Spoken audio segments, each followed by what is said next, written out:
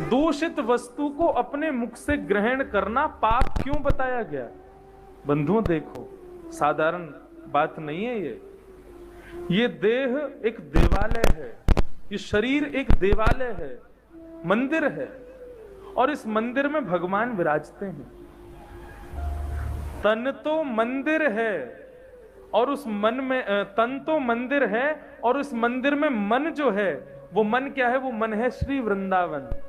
तन तो मंदिर है, मन है वृंदावन, मन के वृंदावन में बसेंगे श्री राधा रमण।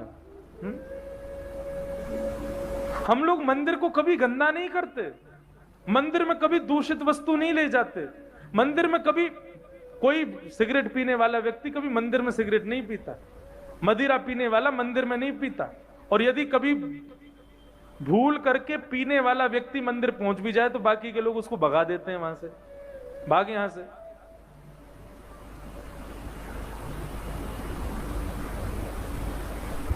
इंसान के द्वारा बनाए गए मंदिर में हम कोई भी गलत काम नहीं करते, तो फिर भगवान के द्वारा बनाए गए शरीर में सारे गलत काम क्यों करते हैं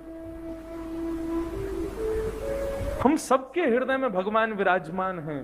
किसी भी दूषित वस्तु को अपने मुख से धारण नहीं करना चाहिए। मांस और मदिरा तो दूषित है ही है, तंबाकू भी दूषित है। पान खाओ, पान तो हमारे ठाकुर जी भी खाते हैं, पान खाने में कोई दोष नहीं है, लेकिन यदि आप तंबाकू खा रहे हो, तंबाकू भी दोष है। क्यों? आपको सुनकर के आश्चर्य होगा, तंबाकू की उत्पत्ति कैसे हुई पृथ्वी से?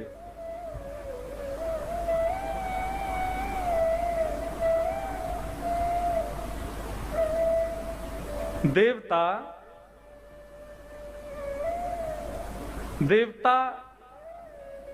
एक बार भगवान नारायण से उन लोगों का युद्ध हो गया, क्योंकि भगवान की द्वितीय पत्नी, एकादश स्कंद में कथा आती है, भगवान की दूसरी पत्नी जो है, क्या नाम है उनका? सत्यभामा। सत्यभामा को कुंडल और कवच चाहिए थे देवताओं की माता के, अदिति के। भगवान ने कहा कि चलो हम दूसरे कुंडल कवच जो हैं वो उनको दे देंगे, कुंडल और छत्र। आपको यदि अदिति माता के अच्छे लगते हैं तो हम वो ला के आपको दे देंगे।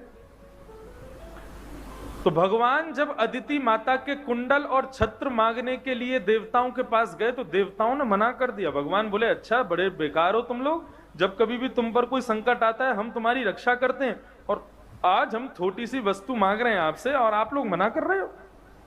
अदिति के कुंडल और छत्र साधारण नहीं थे, बड़े चमत्कारी थे वे। तो भगवान बोले कि भैया ठीक है, तुम प्रेम से नहीं दोगे तो हम युद्ध करके ले लेंगे। तो इंद्र इतना भ्रमित हो गया कि भगवान से युद्ध करने के लिए तैयार हो गया। ठीक है, युद्ध करेंगे आपके साथ। अब भगवान की सेना में कौन कौन है? अकेले भगवान और गरुण जी। और देवताओं की सेना में कौन है? 33 करोड़ देवता। सब भगवान के सामने खड़े हो गए युद्ध करने के लिए, नारायण भगवान के सामने।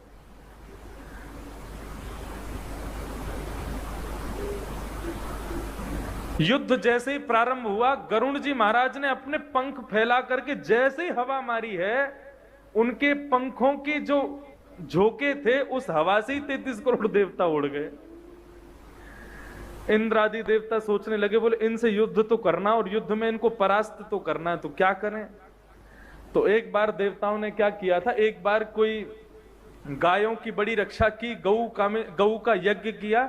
तो गौ सुरभि गाय ने प्रकट होकर के इंद्र को वचन दिया था कि जब कभी भी आपको हमारी जरूरत होगी हम आकर के आपकी रक्षा करेंगे। इंद्र ने सोचा भगवान सबसे युद्ध कर सकते हैं, लेकिन गाय और ब्राह्मणों से कभी युद्ध नहीं करते।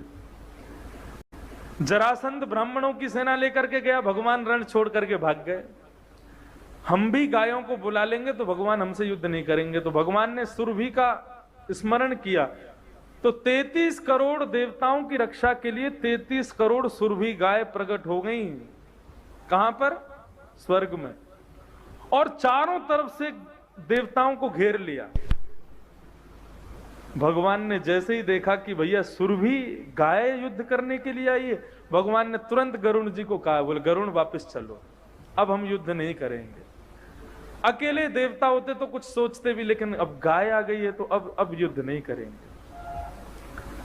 गरुण जी को इतना क्रोध आया, बोले इन गायों ने मतलब भगवान की अवहेलना की, भगवान इनसे इतना प्रेम करते हैं और ये भगवान के विपरीत लड़ने के लिए आ गई। गायों ने जाकर के गरुण जी से क्षमा मांगी, बोले क्षमा कर दो प्रभु, लेकिन हम वचन दे चुकी थी इंद्र को, इसलिए हमको आना पड़ा। गरुण जी बोले तो वचन दे देती रावण को भी, रावण की भी रक्षा कर लेती, कंस की भी रक्षा कर लेती, इंद्र की रक्षा करने आ गई हो भगवान से बच करके।